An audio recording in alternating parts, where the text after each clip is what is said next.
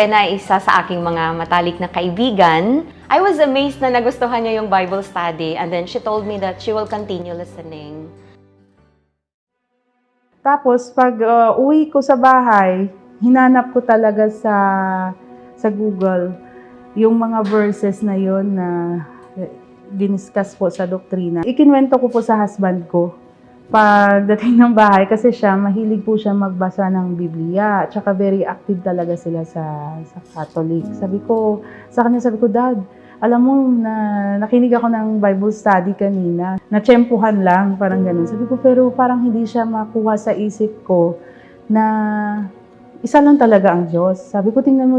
Ito, sinearch ko lahat ng lessons po doon. Na-curious din po siya sa mga nabasa niya. Sabi ko, alam mo, meron pa daw next. Sabi ko ganun sa kanya.